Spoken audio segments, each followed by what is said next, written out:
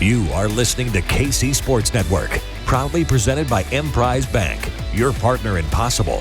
Hello and welcome to another Three Ma. I am John Kurtz, joined by the entire crew today. I've got Cole Manbeck, former beat writer for the Manhattan Mercury, Derek Young, current owner and czar, whatever. I don't know if owner's even the right title, whatever, Derek. I'm just going to call you the czar of K-State's On 3 site, K-State Online.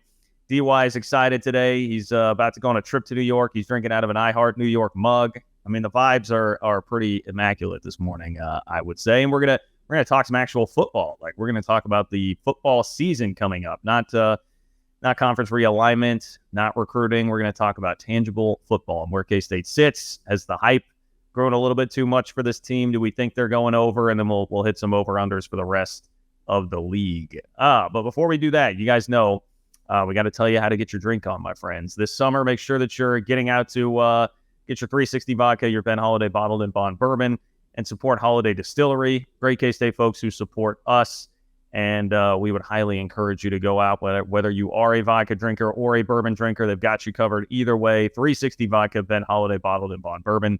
We appreciate their support as well. And very cool event to tell you about here off the top, too. Tacos and Bourbon Golf Tournament coming up on July 29th at Sunflower Hills Golf Course in Bonner Springs. Speaking of Holiday Distillery, they are the sponsors of this great event. Drinks and food provided at this golf tournament. Holiday Distillery, Mission Taco. Man, I love Mission Taco. Mission Taco is going to be there. Prizes, giveaway, silent auction, and you'll even have a chance to win $1 million if you can sink a hole in one. So there's going to be a lot happening here. I know that that would not be me. Those of you who are much more gifted golfers out there might have a shot at that. Link in the description. So if you want more information on that, to once again support Holiday Distillery, but have a great time on July 29th at Sunflower Hills Golf Course in Bonner Springs. Link in the description, or you can contact Christian Gumminger at kcsnfoundation@gmail.com. So kcsnfoundation@gmail.com, or link in the description if you want more information on that golf tournament. Okay, I want to start the discussion with this, because we were kind of texting about this last night. I was like, man, I see more and more positive pub out there for this K-State team this year, which it's funny how everything works. Last year was probably the team that deserved this sort of adoration and praise in the offseason, but everybody hadn't quite woken up yet, had not seen Chris Kleiman go out and do it. Now they have, so there's a lot more belief in this team. But for instance, I saw Shea and Jay Araya from CBS Sports pick K-State to go 10-2 when he picked every game throughout the Big 12 schedule the other day. Seen a lot of people like a K-State Texas Big 12 championship game right now. And I'm on board for it. The schedule is more manageable this year on paper. I love Will Howard. I think he's been underrated, and I want to talk more about that later on in the show as well. And I trust this coaching staff, but I was thinking more like 8 to 9 win sort of a team. And now it feels like the further we get into the offseason, there's a little more leaning toward maybe even the 10-win K-State team this year. So Derek, where are you at on how the reality of this team matches up with what the hype and expectation is for this team at the moment? Initially, I thought that this team was probably, and I don't mean this as a bad thing, but was probably getting a tad bit too much respect, just because I think I was kind of comparing it relative to what we heard this time last year from last season's team, which probably had a bit more star power. But then again, they were, now that I reflect on it a little bit, they were kind of the darling last offseason too. Once it got to, I think, the end of July or end of June, started to really get closer towards Big 12 media days, I think people were starting to open up their eyes a little bit more on Kansas State. Although I don't think that they were completely off, maybe like a Texas-Oklahoma Big 12 title game, which I think everyone just naturally predicts every season. But the deeper we get into this offseason, actually, the more I do like this Kansas State team. I guess I will say that. And that I probably wasn't giving them enough respect right off the bat, because if you compare the two clubs, and you shouldn't do that because every team's going to be different. But even after adding Adrian Martinez last year, I think you're entering this year with probably more certainty at quarterback, or at least a little bit more comfort, because there was still a lot of unknown when it came to Adrian Martinez. I still worry a little bit about the skill position players. I think they're going to be really, really good in the backfield. I just worry about everything else on offense, like wide receiver. Obviously, But you got Ben Sinnott, a known commodity now at tight end that you didn't have this time last year. You have an entire offensive line coming back, plus Taylor Portier, so it's almost like having 6 starters, so to speak. The defense, here's what I say. What will determine whether Kansas State can reach those upper echelons that people are predicting. And Tim Fitzgerald Go Powercat had him 11-3, so that's another one. But what will dictate whether they can reach those upper echelon numbers is if they can continue to, I guess, backfill the secondary like they have the last 2 years. If they do that a third year in a row, I really like where they are. You got to see a little bit more, kind of got to see it a little bit out of the defensive line, but I think they'll probably be able to pull something off there, and especially with Khalid Duke moving back. I'll throw this in, Derek, because I heard you mention just a second ago, like, hey, K-State did start to become kind of I would say they were a dark horse last year. They were like a popular dark horse for the Big 12 last year. They were getting like the Texas Tech treatment that Texas Tech is getting this offseason. It was K-State last year. This year it's Texas Tech. Frankly, I mean, more on the Red Raiders, I suppose, later on, but that's been the pattern the last few years. Baylor and K-State both took huge jumps into the Big 12 championship game, and Tech is getting that sort of treatment. But this year, Cole, it's felt more like established, like this is one of the 2 teams that should make it to the Big 12 championship game, as opposed to, hey, here's this more under the radar team that we really like that could make a jump. I think a lot of it has to do with Will Howard, John. I mean, because you look at Adrian Martinez last year, there were just a lot of skeptics and doubters still heading into the season. Could he stay healthy? Would he turn over a new leaf at Kansas State, take care of the football? And so there were question marks around that. And then who was behind him at the quarterback position heading into last season? This year you have Will Howard, who's obviously a very experienced quarterback now, and we've seen enough of a sample size, I believe, to think that he's going to be very good in this system now, entering year 4 with Colin Klein at the helm of the offensive coordinator. I think it all goes back to that, and this coaching staff and the continuity that they have and the relationships that they have. I think they have a great system and setup in place. And so, yeah, I think the 8.5 win number with that DraftKings, our friends at DraftKings has set the over-under at, is the highest number that has ever been put out there for K-State football since they started doing this. I mean, I went back to like 2010 or 2009, and I couldn't find a higher number. I believe the next highest number was 8, and I want to say it was like 2013 or 14 season. And so, you know, people love this K-State team, and I know K-State fans like to play the underdog, they're doubting us type of role. A lot of K-State fans do. Don't want to speak for all of them.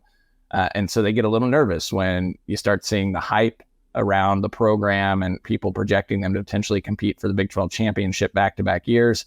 But I wouldn't be afraid of that. I think Kansas State and Chris Kleinman have this program ready to roll again. And with Will Howard at the helm, a returning offensive line, all 5 starters, plus Taylor Portier that DY mentioned, Joe Klanderman, a defensive coordinator that I have incredible trust in.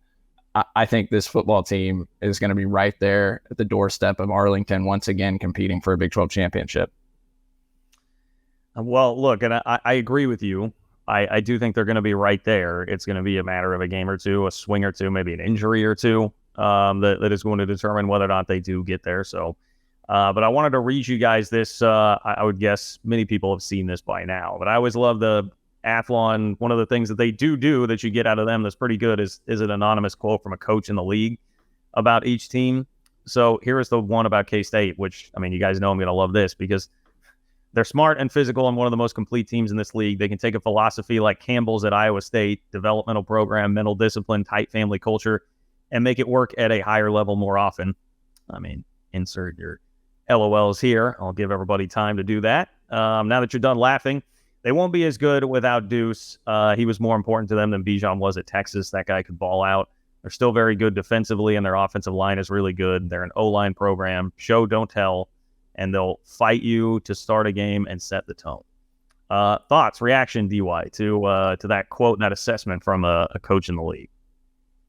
That's probably as good of a way to describe a Chris Klieman coach Kansas State team that I could come up with. He said it in a lot better words and probably a little bit more succinct than I could. And I agree on the Deuce Vaughn part too. Those are different teams, but I think that is correct.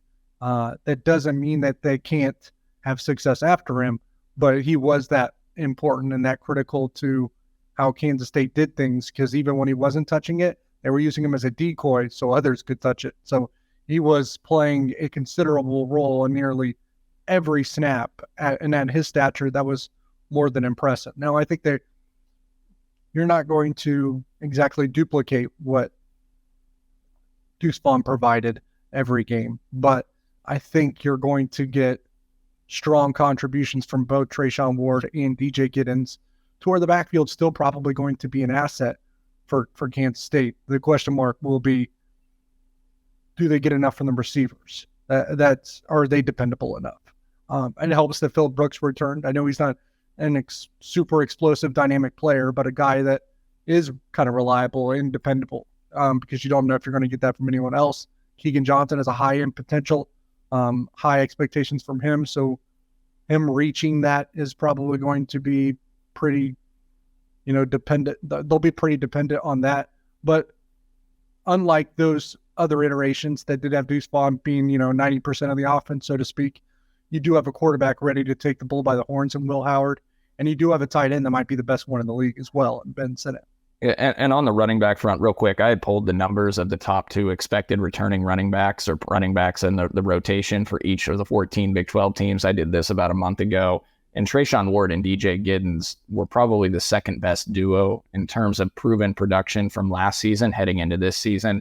Those two combined last year for 184 carries, 1,146 yards, and 6.2 yards per carry. Trayshawn Ward at Florida State, DJ Giddens at K-State. And the 6.2 yards per carry was the second highest number out of returning backs in the Big 12 out of the combined top 2, only behind UCF's Harvey and Richardson at 6.8 yards. So a very talented duo. Now, the question becomes, like, DJ did that a lot, right, in kind of mop-up time or when defenses were worn down. But I think he's ready to go, and I think Trayshawn Ward is the perfect mix of explosive running back and doing it at a high level at Florida State to kind of be that, I know it's overused, thunder and lightning duo that they have here at K-State with the returning offensive line. I really like that. And to me, Ben Sinnott is a huge piece of the puzzle, and they really figured out how to use him last year. And also Keegan Johnson. I mean, at BYU mentioned, I think Keegan Johnson's the key to taking this offense to the next level, because I think he has the potential to be an elite type wide receiver if he can stay healthy. Yeah, I think the formula would be like Keegan Johnson's got to take over your Malik Knowles role, your Malik Knowles sort of production, and then Phillip Brooks is obviously still there. Phillip Brooks is Phillip Brooks. I guess one thing I would submit that actually is an underrated loss from the offense last year is just Kate Warner, because he turned into such a dependable receiver and pretty savvy. And that would be, the question about, like, is RJ Garcia ready to step into a role where he's going to provide you that sort of level of production? How are you feeling on RJ right now, DY? Yeah, well, I mean, you got to kind of see it to believe it, I think. I mean, those two receivers are what we know. We don't really know what's behind those. You expect that next group to consist of RJ Garcia, Jaden Jackson, Xavier Lloyd, Erwin Nash, maybe if a true freshman comes through, Seth Porter. So it's the question mark comes after those first two guys, Keegan Johnson and Phillip Brooks. You'd like to think that RJ Garcia is ready to kind of emerge, but we've only seen it in small doses. Although one was pretty good when he caught the touchdown in the Big 12 championship game.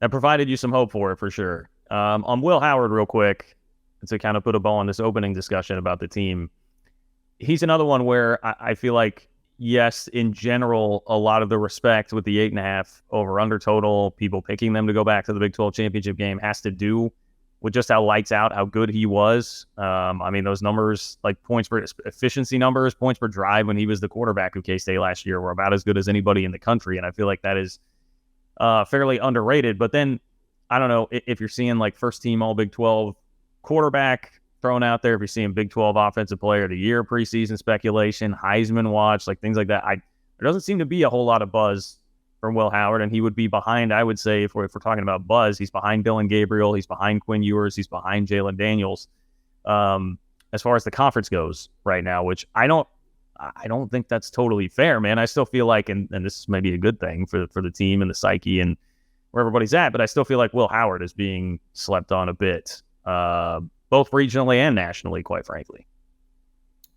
I think that's probably fair. I think I just have all those kind of guys on the same tier. So, and that's probably unfair because Will Howard has proven production. Quinn Ewers had good numbers, but he sputtered in moments, obviously, as well, and hasn't really hit that peak that everyone expected from him, at least not yet. Dylan Gabriel was injured on and off. Jalen Daniels was injured. And it's hard because I think they've all had their moments, but you can't argue that Will Howard was probably the more consistent, reliable, productive winner out of the four. So if you want to just rely on that, then he's probably getting disrespected. But there's a chance, that Quinn Ewers just lights it up and becomes the best quarterback in college football too. So I think you got to keep that in mind. It'll be interesting to see where Will Howard and the quarterbacks fall on the All Big 12 team when that comes out over the next couple of weeks. Where will he be? Where will Jalen Daniels be? Quinn Ewers, Tyler Shuck. I mean, he got a lot of hype after last season as well, a Texas Tech quarterback who was announced as the starting quarterback returning here in 2023 for the Red Raiders. So I'll be really interested to see if Will Howard's second team All Big 12. I don't even know if they do a preseason second team, DY or John, but I don't think they do. Last year they didn't. So that'll be one to follow for sure. So that's something to certainly monitor. Jalen Daniels got it last year, I think, after the season, he was second team. He got second. Well, he got second team, which we were all, I mean, the numbers would say that's pretty stupid, especially if you're talking about Big 12 play, which, that's one of the other things that annoys me. Like, yes, Jalen Daniels was hurt quite a bit. Jalen Daniels was also very pedestrian for a lot of the Big 12 season after that West Virginia game at the beginning of the year. Lit it up in the non-con, I get it, and he's a really good player, but it came back down to earth for a lot of Big 12 play when he was actually out there. I would say, my expectation would be that your preseason All Big 12 quarterback is either going to be Daniels or Ewers. I don't, everybody with me on that? I don't think there's any way it's anybody other than those two. I think it's going to be Gabriel or Ewers. You do think it's going to be Gabriel? Gabriel or Ewers. I think it's one of those two. Because, Dylan Gabriel still brings a lot of name recognition, and I think he was the first team quarterback last year. So, yeah. Yeah, and John, you mentioned the numbers. Will Howard played in 5 regular season games last year, and in those 5 games, he produced 195 points on 50 drives, which is an average of 3.9 points per drive. I think the number 1 team in the country last year averaged right around 3.9 points per drive on the season. So, he was obviously terrific. Jalen Daniels, the last 4 Big 12 games last year, 14 points on 10 drives versus I can't remember who that was. Against Iowa State, then against TCU before the injury, they'd scored 3 points on 5 drives. Against Texas, 14 points on 9 drives. And K-State, 27 points on 11 drives. So, Daniels really struggled down the stretch. The one hesitant point that I would make on Will Howard, and I fully believe in Will Howard. I think he's going to have a great season.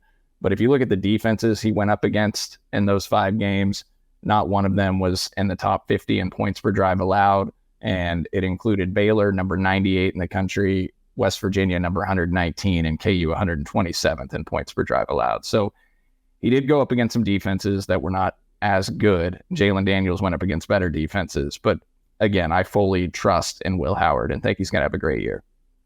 Yeah, it makes for a great discussion. I don't know, DY, I guess it just seems to me like Jalen Daniels is a pretty big media darling, and with good reason. I think people are kind of looking for a reason to put him as the first team All Big 12 quarterback. But hey, we'll see.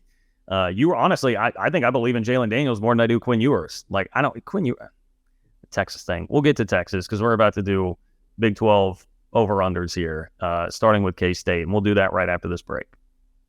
Thanks for listening to KC Sports Network. Make sure you download our new app. Find it on the App Store or Google Play. Just search KC Sports Network.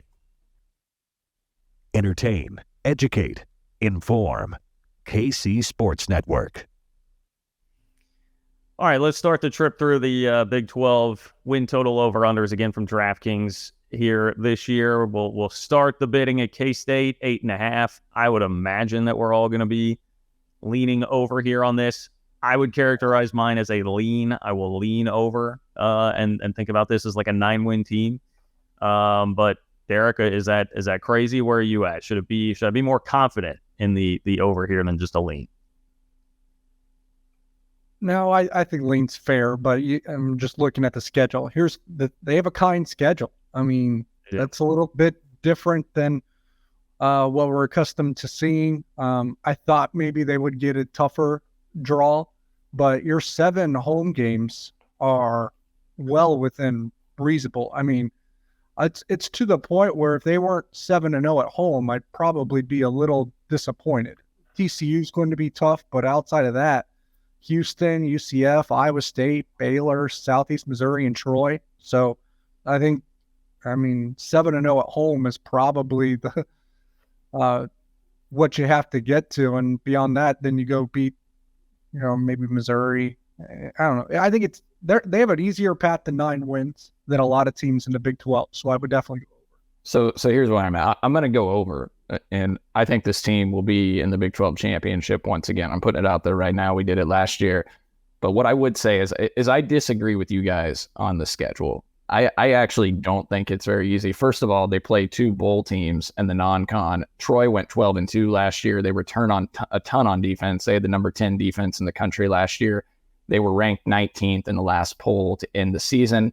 They have a good coach, a good program there. Missouri obviously went to a bowl. Southeast Missouri State's a top 10 FCS team in the projections. I'm not saying they're going to lose that game. But when you look at the Big 12 number, you got to go to Texas and you got to go to Texas Tech, which are 2 of the top teams in the Big 12 with the hype that Tech is getting this year. Really the only team you dodge out of the top 7 or 8 in the over-under win totals in the Big 12 is Oklahoma. Everybody else you play. TCU, K-State has the 3rd highest win total of the over-under at 8.5, and then TCU is 4th at 7.5. You got to play Texas, which is number 1 at 9.5. You play Texas Tech at 7.5, Baylor at 7.5, Oklahoma State, KU each at 6.5. So to me, you didn't really dodge many bullets outside of Oklahoma. You don't get West Virginia, who might be the worst team in the Big 12. So I think it's a pretty difficult schedule still, guys. Now, I agree with your point, DY. I think they have a great shot to go undefeated at home and go 7-0 there. That I love that portion of it because I think TCU is probably going to be your most hyped matchup and everything else is very winnable. And I certainly think they'll beat TCU. If there's a chance, guys, not to get too off topic, but if you look at TCU's schedule, and I don't really buy that much into this year's TCU team, but it's very easy to start the year. There's a very good chance TCU comes to Manhattan 7-0. Yeah, well, here's another way I would look at it. Would I say that the schedule's kind? Like I said, the 7-0 home is pretty doable, but you basically play 2 games kind of in your backyard, so to speak. It's what it feels like to me because of KU and Missouri. So you really only leave town or the state or that little area 3 times. Texas, Texas Tech, and Oklahoma State. That makes your road schedule so doable because you're really not making these monster road trips like you usually do. You usually have 4 or 5 that you're taking you're at least a 7-hour drive, so to speak. Obviously, they don't drive. There's only 3 of those. And it's very likely, I think, you're 4-0 when you go to Stillwater on Friday night. And that's going to be an Oklahoma State team that's probably down more than usual. So is Kansas State and Texas Tech undefeated when they play each other in Lubbock? I don't know. I would just say on the schedule, my thought, Cole, with it had been more, and I shouldn't, especially in context of this discussion, gloss over the non-con. I think the non-con is tricky. I think it's tricky more than it is tough. Mizzou, you guys know my thoughts on Mizzou. I think that's a game that you definitely should win, but it is a road trip at a Power 5 school. Troy is the one that that's, you circle that, especially with Kleiman's history and how they had the Arkansas State game, for instance, a couple of years ago. You worry about that with what they are. But the conference schedule, I just looked at and was like, look, you just have so many manageable home games. Like UCF, I think they're probably the most well-positioned of any of the 4 coming in right now, at least for this year. But that should be very manageable. TCU, yeah, I think they're going to take a bit of a step back. I think that should be manageable. Then Houston, Baylor, Iowa State. Just incredibly manageable home games. Texas, will be tough. At Oklahoma State has been a house of horrors for K-State, but Oklahoma State's hard to figure out, and they seem like they're probably going to be down a bit. So I don't know. It feels to me like a lot of this is very, very manageable. I wouldn't call it easy. I just think it's a pretty relatively manageable schedule for K-State this year. But I do see the point that you're making there. All right, let's start with I guess we'll go with these are the order that I have them in. I have them in order of not alphabetical, but highest win total. So we're going to start at the top here. Texas, 9.5, over under 9.5. I mean, look, each of the last 13 years, if you would have taken the under on Texas over under 9.5, you would have been correct. This to me just feels like it's like picking Kansas to win the league in basketball. If you don't do it, you're an idiot. Like you play the numbers, play history, and history would tell you go under on 9.5. I don't care how much talent Texas has. How many times in the last 13 years could we have said, man, this roster is most talented in the league, and if everything comes together, they could really take off. I'm not going to buy it until I actually see it from Texas. I mean, that's fair, but Sarkisian has been kind of building for this crescendo that should unfold this season, so this will be the real barometer for them under him, in my opinion. Now, I know they have to go to Alabama in the non-conference, but we'll go back to this imbalanced schedule. If Texas takes care of business at home, they got a real chance because their road schedule's pretty, I mean, aside from, you obviously get the neutral game with Oklahoma, so that's not really a road game. So your road games are Baylor, Houston, TCU, and Iowa State. I mean, that's a really manageable road schedule in the Big 12. So if they just, play, their best ball at home, that's a really easy route, I think, to obviously Arlington. November 18th on the road in Ames. Good luck. Have fun. We'll see. Yeah. I mean, just on paper, that road schedule. Yep. No, I would agree with that. I think I got Texas going over, though, guys. I mean, I think the Alabama game is really the only loss that I project. I shouldn't say only loss I project, only surefire thing that I think they're going to lose. And like DY said, outside of that, Oklahoma on a neutral field, as always, that's the only one that really concerns me. They get K-State and Texas Tech at home. So, I don't know. I don't really see. I think that's a 10-win team probably at Texas. You know how many times they lead the state of Texas this year, Kurtz? I'm sure it's like once or twice at Houston and Baylor. Yeah. Twice. It's Alabama and Iowa State. That's it. Yeah.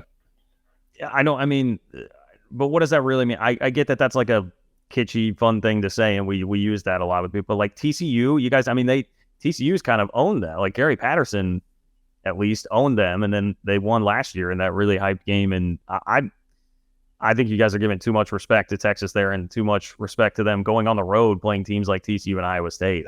They'll screw it up, man. I mean, did we watch Quinn Ewers go 19 for 49 in Stillwater last year against an awful Oklahoma State team?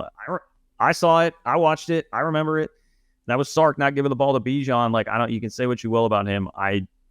Good offensive coordinator. I don't think he's a great head coach. So I'm gonna be under on Texas there. Now I'm gonna say the same thing with Oklahoma at 9.5. Although that one, I kind of teeter on that. Like I don't know. I believe more, as crazy as this sounds, in Brent Venables taking a jump up to 10 wins this year than I do Texas actually living up to the hype. Just because I think there's a little bit more cattle as opposed to hat. Texas like all hat, no cattle. I think there's at least a little bit more to that for Oklahoma.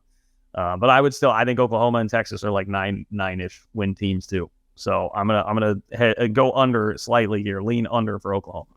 In general, I want to go under on Oklahoma because I don't believe in Brent Venables as head coach. I would believe in Sarkisian even more than Venables. But man, Oklahoma, they get 3 of the 4 new teams and West Virginia, and obviously a down Oklahoma State team. I mean, that they play Cincinnati, Kansas, UCF, West Virginia, and BYU. They play a lot of the easier teams in the Big 12 this year. I think that's you know what, DY? Yeah, let me just change mine to a lean over. Let's go Oklahoma 10-2. I'll take Oklahoma 10-2. I think the game in Lawrence will be interesting with Oklahoma and KU. I would, if I look strictly at the schedule and think of Oklahoma, the brand, I take the over of 9.5. But then I look at the head coach at Oklahoma and Brent Venables, and I definitely take the under. Yeah, we're all the same. Like Oklahoma last year and what we think of Venables moving forward. Then we look at that schedule and we're like, what the heck is this? My play on the under is strictly Brent Venables being in over his head and being a disaster. As no personal biases there at all. No, sir. No. I have tremendous respect for him. Right defensive mind. It's interesting too. They play SMU. That is interesting. SMU's got some dudes. You sound like sound like SMU's message boards right now that are convinced that they're going to come in and rule the Pac-12. TCU over under 7.5. 7.5. They had a really nice portal year, and Chandler Morris was supposed to be the starter last year before Duggan took that thing over. I don't. What are you feeling on TCU, DY? I think in general, I wouldn't bet that. I'll put it that way. I will probably lean over, but I don't know that they're they're not as good as they were last year. I don't know.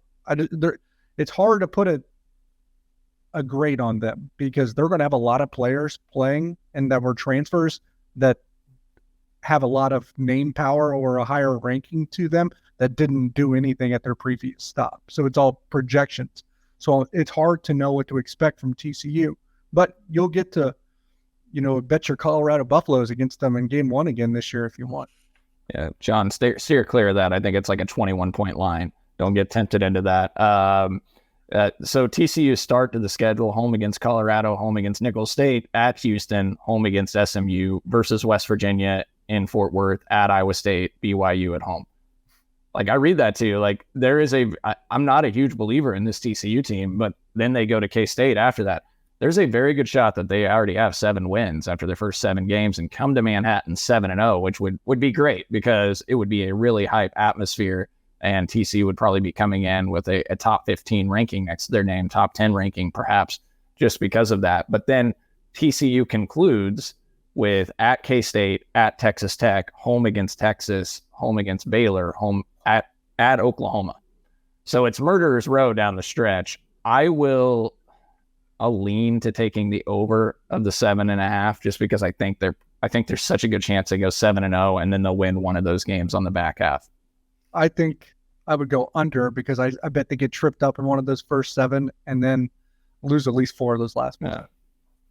I could see a major regression coming for TCU, but I'm gonna give them the benefit of the doubt and just bump that just slightly over. But I wouldn't feel super confident about betting that. And by the way, that game in Manhattan, Cole, you're gonna have to be ready with like some Diet Coke bottles or something because you can't retaliate with beer, unfortunately, like what you got hit with in Fort Worth last year. Maybe some of the fireball things I typically sneak in. Oh, I mean, you didn't hear that, K-State. Okay, there you go. All right, we've got more over-unders to come. Let's slip in another break. We'll finish the over-unders coming up next. Thanks for listening to KC Sports Network. Make sure you download our new app. Find it on the App Store or Google Play. Just search KC Sports Network. Entertain, educate, inform. KC Sports Network. All right, here is your dark horse darling this year, Texas Tech at 7.5. That to me feels like I'm going to take the over on that, man. There's a lot of reason I think to believe in Texas Tech right now. They've got some pretty good quarterback play returning, albeit guys that have been hurt throughout their career. But I like a lot of the momentum with Joey McGuire. Vibes are good right now. It looks like they're about to lock down a 5-star receiver over Texas right now on the recruiting trail. Like, there's just a lot pushing in that direction for Texas Tech. So I'm gonna take Tech to win 8 or 9. Yeah, I'd probably lean over because, again, it's the schedule. They play UCF, Houston, and BYU, the 3 of the 4 newcomer teams, and they get West Virginia, KU. So they're playing the right teams to go over 7.5. I just hope that it doesn't become dependent on, going 2 in a row against Texas or defeating Oregon in the non-con. Yeah, I mean, they get UCF, Houston, and BYU on their schedule, which are 3 of the teams that are projected to not make a bowl. I think UCF actually is probably at 6.5 on the over/under, so they have a good chance they make a bowl. But the big non-con game at home in Lubbock against Oregon will largely dictate that number as well, and there'll be a lot of buzz around that. And if they win, the hype will only grow for Texas Tech. I'll take the over, but Tyler Shuck's health is going to be a concern. And can Baron Morton, who played some as a freshman last year, can he stay healthy? He got banged up as the year went on.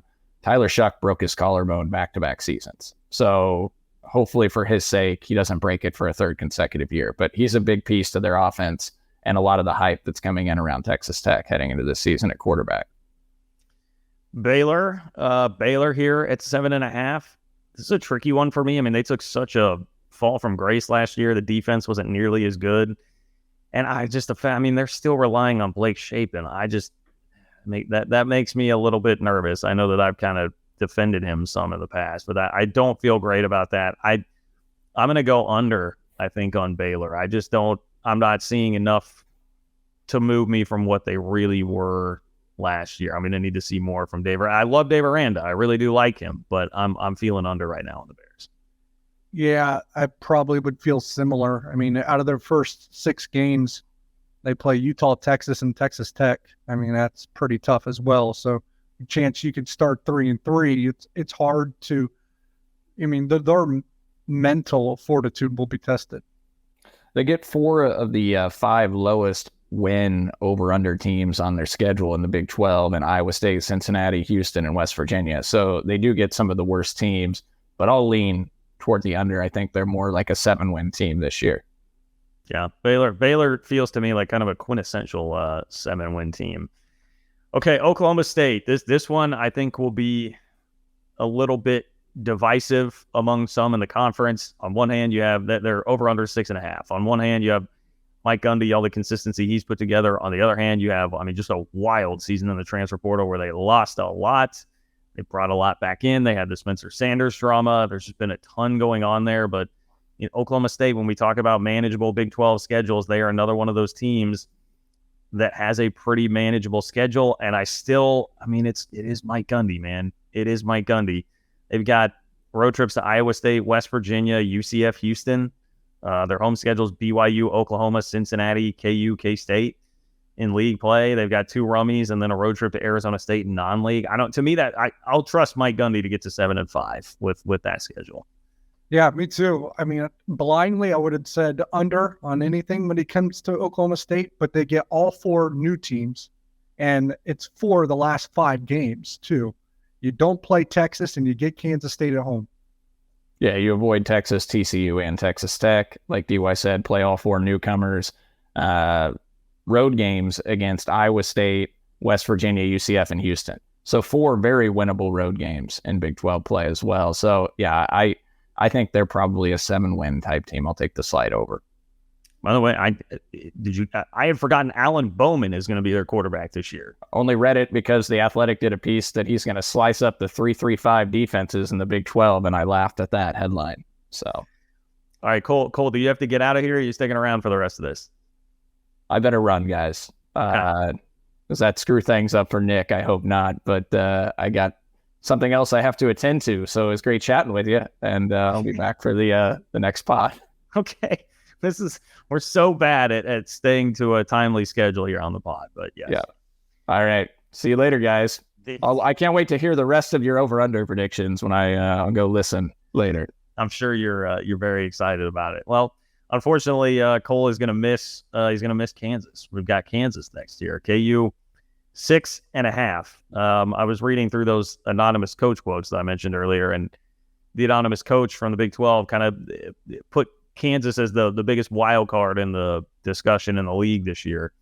And I could agree with that to an extent. I don't know. I think they're going to be better. I think they will be slightly better. We've seen improvement from this program throughout the entire Lance Leipold tenure, quite obviously. Jalen Daniels, I do think, is a very good player. Although, again, to me, any of my Kansas fan friends that I chat about with this, I always wind up saying, I think Kotelnicki, the offensive coordinator, is the real star there. I think Jalen Daniels is a pretty good player.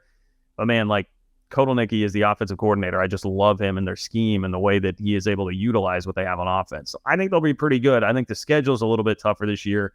I think Kansas winds up 7-5. I think Lance Leipold's pretty damn salty. So, DY, I'm going to go 7-5 for KU here, which would be the over. See, they went 7-5 last year, but I think that was 6-7 last year. Oh, just 6. Okay. But to get to 7-5, I just can't.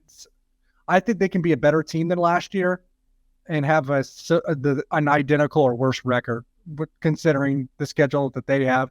They're one of the few teams that has to play both Texas and Oklahoma. They also don't miss Texas Tech. They don't miss Kansas State.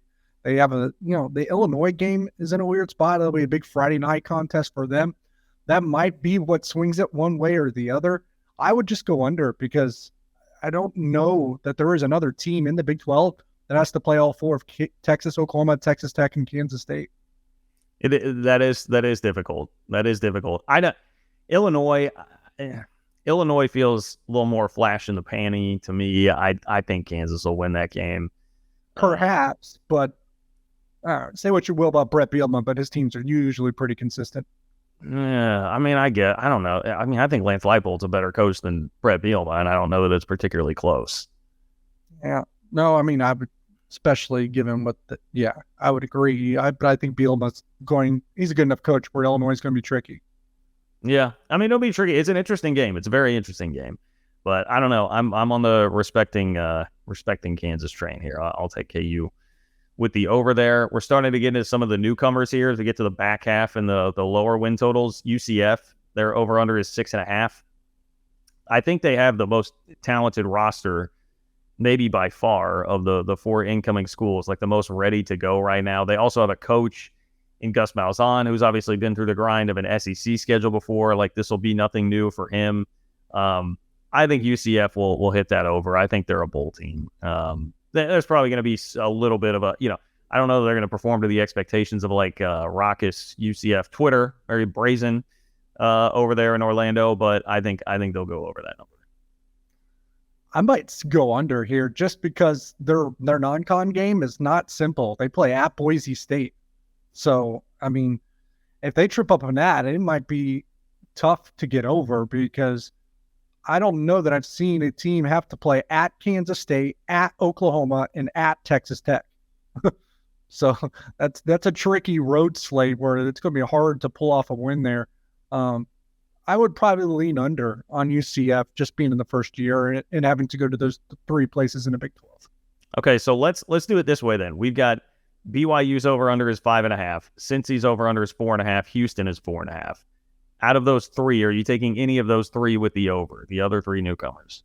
BYU, Houston, and Cincinnati. Oh, I don't love Houston's schedule either. I'm largely doing it on schedule because that's really what's going to dictate a lot of this. Interestingly enough, because I think that they have enough talent that stayed and they were recruiting really well and their schedule is a little bit kinder, maybe Cincinnati can go over. 4.5 is so low. Like, I'm not high at all on the Scott Satterfield hire. No. The guy was like, I think he was one game over 500 at Louisville. That just seems like a weird hire and such a disappointment to go from Fickle to that. But 4.5 just seems so low. Like, I think that since he's got to find it, there's enough championship pedigree left over from that roster to get the 5 wins, right? Like, I mean, here I can give you 5 right now, and I bet this is a 5 you'd be comfortable with. Eastern Kentucky, Miami, Ohio, BYU, Houston, West Virginia. Yeah. Well, yeah. I mean, I don't think it's like a guarantee. No. Houston, West Virginia. I mean, those are going to be toss-up type games, I think. But and all three BYU, Houston, West Virginia is on the road, though. That does make me a little nervous. Yeah. I mean, I just don't feel great about outside of UCF. Like, I think UCF is in okay shape. The other three I worry about quite a bit this first year. BYU, I mean, I got road. They're at Oklahoma State. They're at TCU. They're at Cincinnati also gets KU at home. It'd be nice if they could steal one at Pitt. BYU has Arkansas in the non-con too. Like, I think I'd go under on BYU. Houston.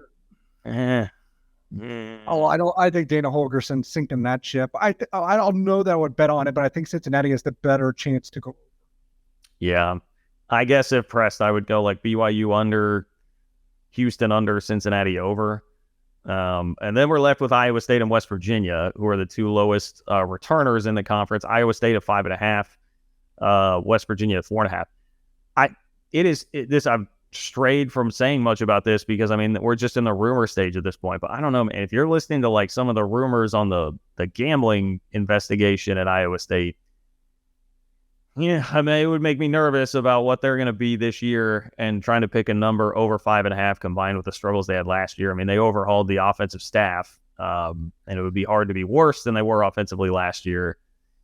But I think I would still go under for for Iowa State. And West Virginia, they probably have the worst roster in the Big 12, certainly at least out of all the returning schools, right? Yeah, no, see with Iowa State, blindly I wanted to go over, I'll be honest, because I thought that, Matt Campbell, say what you will, but what they've instilled there, I thought they just wouldn't miss a bowl game 2 years in a row because they're built on some of the same stuff that Kansas State is, right? So that's where I was coming from on that. But I would just stay away from it if the gambling stuff turns out to be true, because a few of their more important players are caught up in it, it sounds like. So the rumors aren't great there. With West Virginia, it's 4.5, right, for West Virginia? Yeah. I would pound that under as hard as I could because Whoa. Do you know who they play in the non-con as well? They probably have Pitt again, right? Yeah, and Penn State. Oh, yeah, that's right. They have the Penn State thing this year. Yeah. So, they could go 2-10. Yeah, I don't know. Boy, they should have gotten rid of Neil Brown last And you got to think halfway through, maybe, does Neil Brown get fired in season and then it really tanks? Yeah, about the only thing I can say, like CJ Donaldson's really good, but I don't know. Outside of that, I'm not loving a whole lot there. So yeah, I'm with you. I think I would go under there. Poor West Virginia, rough time. Okay. We'll go quick here. Yes, no. West Virginia, if they win it. Penn State, no. No. Duquesne. Yeah. Pitt. Nope. Home against Tech. Nope. At TCU. Nope. At Houston. Toss up. Home against Oklahoma State. No. At UCF. No. Home against BYU. Yes. You know what? I'll give them that. At Oklahoma. Nope. Home against Cincinnati. Toss up. At Baylor. No. So you have 2 and 2 toss-ups. That doesn't even get to 4.5. Yeah. No. Okay. Yep. It's a good exercise there. Sorry, West Virginia. Okay. Well, that's our look at the Big 12 for right now. We're less than a month out from Big 12 Media Days. So, we're getting like kind of halfway close. I don't know. Not really. I feel like this is about the most depressing time of the damn year where you're like, it feels like we should be close, but you got another like 2.5 months before this thing actually gets rolling. We appreciate Cole Manbeck for so graciously stopping by for the first 3 quarters of the podcast.